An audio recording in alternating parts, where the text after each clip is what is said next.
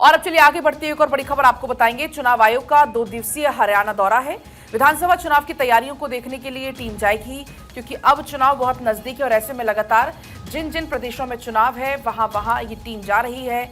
वहां पर तैयारियों का जायजा लिया जा रहा है ताकि किसी तरीके की कोई कमी ना हो, किसी तरीके की कोई चूक ना हो और सफलतापूर्वक शांतिपूर्वक चुनाव संपन्न कराए जा सके।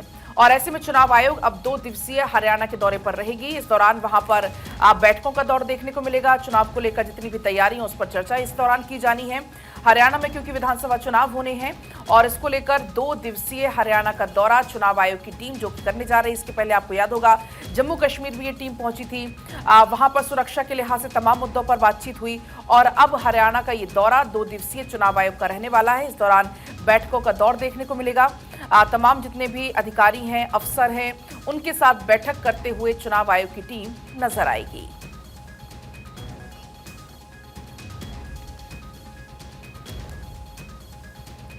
और चलिए आगे बढ़ते हैं, बात उत्तर प्रदेश की करेंगे। यूपी के सीएम योगी आदित्यनाथ का आज दिल्ली दौरा है। शाम 4 बजे दिल्ली पहुंचेंगे सीएम योगी आदित्यनाथ। सड़क परिवहन विभाग की बैठक में वो शामिल होंगे। तो बड़ी खबर आपको बता रहे, उत्तर प्रदेश के मुख्यमंत्री का आज दिल्ली दौरा। शाम 4 बजे वो दिल्ली पहुंचेंगे, सड़क परिवहन विभाग की बैठक में शामिल होंगे। और क्या कुछ फैसले या फिर इस बैठक में चर्चा की जाती है, क्योंकि सड़क परिवहन विभाग की ये बैठक है तो जाहिर सी बात है बेहतर और किस तरीके से उत्तर प्रदेश की सड़कें हों, कनेक्टिविटी और कैसे ज़्यादा हो और जो खस्ता हाल हैं सड़कों के कहीं कहीं पर उनको कैसे दुरुस्त किया जाए। मानसून में हम देखते हैं कि अक्सर जो सड़कें होती हैं वो टूट जाती हैं, बहुत ज़्यादा नुकसान हो जाता है। जितना विकास किया जाता है, कहा जाता है कि जब इस तरीके से भारी बारिश होती है या फिर कहीं पर लैंडस्लाइड की खबरें सामने आती हैं या फिर जो मार्ग टूट जाते हैं, पुल गिर जाते हैं, तो जितना विकास किया जाता है उतना ही पीछे वो राज्य चला जाता है, क्योंकि वो पूरी की पूरी मेहनत मिट्टी में मिल जाती है। लेकिन अब सड़क परिवहन विभाग की जब ये बैठक होनी है तो जाहिर सी बात है उत्तर प्रदेश में और क्या ऐसे प्रोजेक्ट्स होंगे जिन पर काम किया जाना है और सड़क संपर्क का जो मार्ग है वो बेहतर कैसे हो, आम जनता तक कनेक्टिविटी पहुंचे, उन तक सुविधाएं पहुंचे, इसको लेकर इस बैठक में चर्चा की जा सकती है। शाम 4 बजे दिल्ली उत्तर प्रदेश के मुख्यमंत्री योगी आदित्यनाथ पहुंचेंगे। और अब खबरों में आगे बढ़ते हैं, कुछ और खबरों की भी बात करेंगे। देखिए, देश के किसानों को तो खबरों में आगे बढ़ते हैं और अब अखबारों की खबरों का भी जिक्र करेंगे। और सबसे पहले आपको बड़ी खबर बताते हैं, देश के किसानों को पीएम नरेंद्र मोदी की तरफ से एक बड़ा तोहफा दिया गया है। दरअसल आपको ये बता दें कि 61 फसलों की 109 उन्नत किस्में प्रधानमंत्री की तरफ से जारी की गई है। फसल पर जलवायु का असर भी कम हो जाएगा और किसानों को ज्यादा लाभ इससे मिलने वाला है। इसी का जिक्र अखबारों में भी किया गया है। 61 फसलों की 109 उन्नत किस्में जारी की हैं पीएम ने। धान की 9 है, गन्ना तिलहन की 7 और बागवानी की 40 किस्में इसमें शामिल हैं। देश में कम जमीन में ज्यादा पैदावार लेने और किसानों की आय बढ़ाने की पहल को आगे बढ़ाते हुए पीएम नरेंद्र मोदी ने 61 फसलों की 109 नए और उन्नत किस्में जारी की है। इनमें धान की 9 है, गन्ना और तिलहन की 7 और बागवानी फसलों की 40 किस्में भी शामिल हैं। सभी किस्में पोषण युक्त हैं, जिन्हें जलवायु और क्षेत्र के अनुकूल विकसित किया गया है। भारतीय कृषि अनुसंधान परिषद में इन पर लंबे समय से काम किया जा रहा था। कार्यक्रम के दौरान पीएम मोदी ने किसानों और वैज्ञानिकों से भी प्राकृतिक खेती की जरूरत, लाभ और जैविक खाद्यान्न की बढ़ती मांग पर विमर्श किया है। प्रधानमंत्री ने सुझाव दिया कि कृषि विज्ञान केंद्र को नई किस्मों के लाभ के बारे में बताया जाना चाहिए किसानों को, ताकि खेती की लागत में कमी आ सके। सरकार का जोर विज्ञान को दरअसल खेतों तक पहुंचाने पर है। उन्होंने राजधानी के आईसीएआर परिसर के खेतों में जाकर इन नई किस्मों को जारी किया, जिसकी जरूरत पर चर्चा करते हुए प्रधानमंत्री की तरफ से कृषि में मूल्य संवर्धन पर बल भी दिया गया। तो आपको ये बताएं कि प्रधानमंत्री की तरफ से जिस तरह बड़ी सौगात दी गई है, इनमें 109 किस्में 61 फसलों की, जिनमें 34 खेत की फसलें हैं और 27 बागवानी की फसलें शामिल हैं। खेत की फसलों में बाजरा है, चारा फसल और तिलहन, दलहन, गन्ना, कपास, फाइबर समेत कई अनाज के उन्नत बीज भी जारी किए गए हैं। बागवानी में आम, अनार, अमरूद, बेल जैसे फलों के साथ साथ सब्जियों में टमाटर, लौकी और आपको ये भी बता दें कि कंद, मसालों, फूलों और औषधीय पौधों की कई किस्में भी जारी की हैं। अनाज में धान, गेहूं, जौ, मक्का, ज्वार, बाजरा, रागी, चीना और सांबा भी है। कृषि और किसान कल्याण मंत्री शिवराज सिंह चौहान ने कृषि और किसानों के लिए इस दिन को ऐतिहासिक भी बताया। उन्होंने कहा कि नई किस्मों से प्रतिकूल मौसम में अच्छी पैदावार मिल सकती है। इस मौके पर मौजूद किसानों की तरफ से भी ये कहा गया कि ये नई किस्में निम्न लागत की वजह से उनके लिए बेहद ही लाभकारी है। तो देखिए, पीएम के सुझावों पर आगे बढ़े वैज्ञानिक और प्रधानमंत्री ने नई फसलों की किस्मों के विकास के लिए वैज्ञानिकों की सराहना भी की और इसके साथ पीएम नरेंद्र मोदी ने एक्स पर एक पोस्ट भी किया है। किसान प्राकृतिक खेती की ओर भी तेजी से कदम बढ़ा रहे हैं। आज उनके अनुभवों को करीब से जानने का मौका मिला, क्योंकि कल आपने तस्वीर देखी थी, किसान और जो वैज्ञानिक वहां पर मौजूद थे उनसे भी प्रधानमंत्री नरेंद्र मोदी ने बातचीत की। पीएम नरेंद्र मोदी ने पोस्ट के जरिए लिखा है, हमने प्राकृतिक खेती के लाभों पर भी विस्तार से चर्चा की है, बातचीत की है। तो पीएम नरेंद्र मोदी ने सोशल मीडिया पर कुछ तस्वीरें भी शेयर की और उसी के साथ ये पोस्ट भी लिखा है उन्होंने। साथ ही साथ देखिए, अखबारों में भी इसका जिक्र है, जैसा कि आकांक्षा भी जिक्र कर रही थी। अनाज की 23 और बागवानी की 40 नई किस्में हैं इसमें। और पीएम के सुझावों पर आगे बढ़े वैज्ञानिक, प्रधानमंत्री ने नई फसल की किस्मों के विकास के लिए वैज्ञानिकों की सराहना की। वैज्ञानिकों ने बताया है कि वे प्रधानमंत्री के दिए गए सुझाव के अनुरूप काम कर रहे हैं ताकि अप्रयुक्त फसलों को मुख्य धारा में लाया जा सके। और पीएम नरेंद्र मोदी साल 2014 से ही किसानों की आय बढ़ाने के लिए टिकाऊ खेती के तरीके और जलवायु अनुकूल तरीके की वकालत करते रहे हैं। उन्होंने लगातार जैव सुदृढ़ किस्मों को बढ़ावा देने पर जोर दिया और कुपोषण से निपटने के लिए उन्हें मध्याह्न भोजन योजना और आंगनबाड़ी सेवाओं जैसी सरकारी पहलों से भी जोड़ा है। तो देखिए, प्रधानमंत्री ने कहा कि किसानों को सशक्त बनाने और उनका जीवन स्तर को उठाने के लिए वो प्रतिबद्ध हैं। और अखबारों में भी इसे लेकर जिक्र किया गया। जैविक खेती के प्रति बढ़ रहा है विश्वास। पीएम नरेंद्र मोदी ने कहा है कि पीएम मोदी ने मोटे अनाजों के महत्व के बारे में बात की। उन्होंने कहा कि लोग अब पौष्टिक भोजन की ओर बढ़ रहे हैं और मौसम की मार से कहराती खेती को अब उबारने के लिए अधिक उपज और जलवायु अनुकूल 61 फसलों की 109 किस्में जारी कर दी गई है।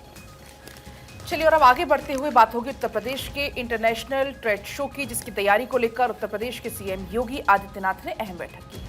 अधिकारियों को कई जरूरी दिशा निर्देश दिए हैं। 25 से 29 सितंबर तक यूपी में इंटरनेशनल ट्रेड फेयर लगना और उसको लेकर सीएम योगी आदित्यनाथ बैठक करते हुए, और इस दौरान उन्होंने कहा कि यूपी की ब्रांडिंग का ये एक बेहतरीन अवसर है। यूपी इंटरनेशनल ट्रेड शो को दूसरे संस्करण का आयोजन किया जा रहा है, जो कि 25 से 29 सितंबर तक के बीच होने वाला है। वियतनाम पार्टनर देश के रूप में इस साल ट्रेड शो में सहयोग कर रहा है। ट्रेड शो में 66 से ज्यादा देशों के खरीदार और 2500 से ज्यादा एग्जीबिटर्स पंजीकरण अब तक करा चुके हैं। Uttar Pradesh international trade show में उत्तर प्रदेश के क्राफ्ट कल्चर पूरी दुनिया को रूबरू करने को मौका मिलेगा। इसमें इसका दूसरा संस्करण सोर्सिंग का अद्वितीय मंच, इस बार की जो थीम है वो है सोर्सिंग का अद्वितीय मंच, इस पर आधारित होने वाला है।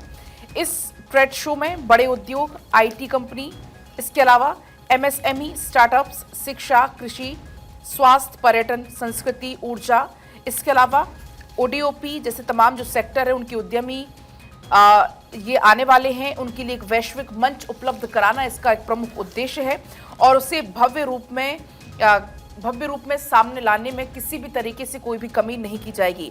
इस दौरान सीएम योगी ने कहा कि ट्रेड शो के सफल आयोजन में भारत सरकार के विदेश मंत्रालय, वाणिज्य मंत्रालय, उद्योग प्रोत्साहन और आंतरिक व्यापार विभाग एमएसएमई मंत्रालय की ओर से अपेक्षित सहयोग मिल रहा है। अधिकाधिक देशों में तैनात भारतीय राजदूत, उच्चायुक्त से लगातार संवाद बनाते हुए ज्यादा से ज्यादा विदेशी खरीदारों, उद्यमियों, कंपनियों को आमंत्रित करने की कोशिश इसमें की जा रही है।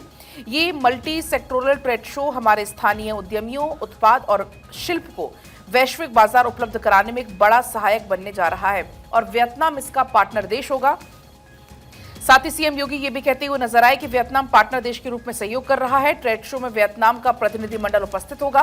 वियतनाम की उच्च कोटि के उत्पाद ट्रेड शो में प्रदर्शित किए जाने हैं। साथ ही वियतनाम की सांस्कृतिक मंडली भी यहाँ पर प्रदर्शित होगी। जो लोग आएंगे उनको वियतनाम और भारतीय व्यंजनों का लुत्फ भी उठाने को मिलने वाला है।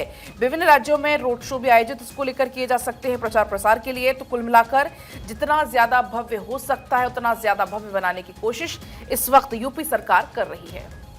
आगे बढ़ते हैं और बात कुछ और अहम खबरों की करेंगे। बात अगर दिल्ली की करें, क्योंकि तमाम न्यूज़पेपर्स में देखिए इन खबरों का जिक्र किया गया है और सिसोदिया ने संभाली है दिल्ली विधानसभा चुनाव की कमान। दरअसल आपको बता दें कि पार्टी नेताओं के साथ मंथन बाकायदा उन्होंने किया है। बैठक में पार्टी के सभी बड़े नेता भी मौजूद रहे। तो बड़ी खबर आपको बता रहे हैं, बैठक में पार्टी के सभी जो दिग्गज नेता हैं वो मौजूद रहे। तस्वीरें हम आपको दिखा रहे हैं। देखिए किस तरीके से अब विधानसभा चुनाव की कमाल मनीष सिसोदिया ने संभाल ली है, क्योंकि वो जमानत पर बाहर आए हैं और ऐसे में काफ़ी ज़्यादा एक्टिव वो नज़र आ रहे हैं। लगातार आप देखिए जो कार्यकर्ता हैं आम आदमी पार्टी के, उनके साथ बातचीत कर रहे हैं, जो नेता हैं उनसे मुलाकात कर रहे हैं और कहीं ना कहीं आम आदमी पार्टी अब इस पूरे मुद्दे को भुनाने की कोशिश भी कर रही है और वो इसी के साथ मैसेज देने की कोशिश कर रही है कि देखिए मनीष सिसोदिया बाहर आ चुके हैं और जल्द ही अब बात अगर अरविंद केजरीवाल की जाए तो वो भी बाहर आएंगे। तो ये तस्वीरें हम आपको दिखा रहे हैं। देखिए आपको इस बैठक में तमाम जो आम आदमी पार्टी के दिग्गज हैं, सौरभ भारद्वाज आपको नजर आ रहे होंगे, आतिशी आपको नजर आ रहे हैं, गोपाल राय आपको नजर आ रहे हैं। बातचीत यहाँ पर ये सभी नेता एक दूसरे से करते हुए नजर आ रहे हैं। चुनाव होने हैं और ऐसे में बात अगर करें तो चुनावी कमान फिलहाल आप कह सकते हैं कि अब वो संभाल रहे हैं, क्योंकि आगे किस तरीके से स्ट्रैटेजी बनानी है, क्या रणनीति तय होनी है, ये सब कुछ फिलहाल मनीष सिसोदिया देखते हुए नजर आएंगे। और अब खबरों में आगे बढ़ते हैं। दिल्ली में आम आदमी पार्टी का दफ्तर शिफ्ट हो गया है। आम आदमी पार्टी ने राउज वेन्यू वाला दफ्तर शिफ्ट कर दिया, खाली कर दिया है। आपको ये बता दें कि आम आदमी पार्टी का दफ्तर पंडित रविशंकर शुक्ला लेन में शिफ्ट कर दिया गया है। तो ये जो पुराना दफ्तर था इसको खाली कर दिया गया है और यहाँ से अब शिफ्टिंग हो गई है नए दफ्तर में। आम आदमी पार्टी का दफ्तर है जिसे यहाँ से शिफ्ट किया गया है। तो दिल्ली से हम आपको ये बड़ी खबर बता रहे हैं। दरअसल अब ये जो यहाँ से आम आदमी पार्टी का ऑफिस है उसे यहाँ से अलग जगह पर शिफ्ट किया गया है। राउज वेन्यू वाला दफ्तर है जिसे खाली किया गया। दैनिक भास्कर में आकांक्षा इस खबर को जगह दी गई है, हेडलाइन दी गई है कि आपका पता बदला है, नए दफ्तर में शिफ्ट होने की प्रक्रिया शुरू हो चुकी है। सुप्रीम कोर्ट के आदेश पर आम आदमी पार्टी ने रविवार को दीनदयाल उपाध्याय मार्ग से अपना दफ्तर शिफ्ट करने की प्रक्रिया शुरू की और आपका नया मुख्यालय बंगला नंबर 1 पंडित रविशंकर शुक्ला लेन है। आपने यहाँ अपना बोर्ड भी लगा दिया है। आपके प्रेस कॉन्फ्रेंस और कार्यक्रम अब नए दफ्तर में ही होंगे। इसके अलावा आपको ये बता दें कि जो बाकी की औपचारिकताएं हैं वो जल्द ही पूरी कर ली जाएंगी। पिछले साल राष्ट्रीय पार्टी का दर्जा पाने वाली आम आदमी पार्टी को हाईकोर्ट के निर्देश के बाद लुटियंस क्षेत्र में नया दफ्तर दिया गया था कि कोर्ट की तरफ से कहा गया था कि उनको दफ्तर मिलना चाहिए और ऐसे में सुप्रीम कोर्ट ने आपको दफ्तर खाली करने के लिए 10 अगस्त की समय सीमा दी थी और आज 12 तारीख है और कल 11 तारीख थी, यानी कि कल से प्रक्रिया शुरू हो गई है। बढ़ते चले खबरों में आगे, बात अब उत्तर प्रदेश की करते हैं। उत्तर प्रदेश में विधानसभा उपचुनाव होने वाले और ऐसे में तमाम जो पार्टियां हैं पूरी तरह से तैयारियों में जुट गई है। उत्तर प्रदेश में सभी विधानसभा सीटों पर उपचुनाव लड़ेगी बीएसपी और विधानसभा उपचुनाव बीएसपी की मीटिंग हुई। इसे लेकर पार्टी पदाधिकारियों के साथ बैठक के बाद मायावती ने इसका ऐलान किया। उत्तर प्रदेश में 10 सीटों पर होना है विधानसभा उपचुनाव और ऐसे में पूरी तैयारियां जो है अब तमाम पार्टियों की तरफ से भी की जा रही है। देखिए यूपी में बसपा 14 साल बाद उपचुनाव लड़ेगी और पार्टी प्रमुख मायावती ने इसका ऐलान कर दिया। उन्होंने कहा है कि भाजपा ने इस चुनाव को प्रतिष्ठा प्रश्न बना दिया है, इसलिए हम दमदारी के साथ लड़ेंगे और सभी 10 सीटों पर प्रत्याशी उतारेंगे। साथ ही साथ देखिए मायावती ने 3 सीटों पर प्रत्याशी तय होने के संकेत भी दे दिए हैं। इसमें फूलपुर विधानसभा सीट से शिव बरन पासी को चुनाव लड़ाने का फैसला लिया गया है और इसी तरह मिर्जापुर की बचपा सीट से दीपू तिवारी का नाम जिस पर मुहर लगाई गई है और कटेहरी से पवन पांडे के बेटे प्रतीक पांडे को उम्मीदवार बनाए जाने की चर्चा है। तो यूपी में बसपा 14 साल बाद उपचुनाव लड़ने की तैयारी में है। अब कहां उपचुनाव होने वाले हैं? करहल, मिल्कीपुर, कटहरी, कुंद्रकी, गाजियाबाद, इसके अलावा खैर, मीरापुर, फूलपुर, मंझवा और सीसामऊ, ये जगह जहां पर उपचुनाव होने वाले हैं। फ्रंट पेज पर इस खबर को दिखाया भी गया। उत्तर प्रदेश विधानसभा उपचुनाव में प्रत्याशी उतारेगी बीएसपी, ये खबर का जिक्र इसमें किया गया है क्योंकि 10 विधानसभा सीटों पर होने वाले हैं उपचुनाव। अब चलिए आगे बढ़ते हुए बात होगी फैक्ट फाइल में वैज्ञानिक विक्रम साराभाई की, क्योंकि आज उनकी जयंती है। भारतीय भौतिक वैज्ञानिक और उद्योगपति थे। फिजिकल रिसर्च लेबोरेटरी की स्थापना की। पद्म भूषण और पद्म विभूषण से नवाजे गए। अंतरिक्ष कार्यक्रम का जनक उन्हें कहा जाता है। परमाणु ऊर्जा आयोग के अध्यक्ष वो बने। तो विक्रम साराभाई की जयंती आज है। वैज्ञानिक विक्रम साराभाई जिनकी जयंती आज है। भौतिक वैज्ञानिक और उद्योगपति वो थे। अंतरिक्ष कार्यक्रम का जनक उन्हें कहा जाता है।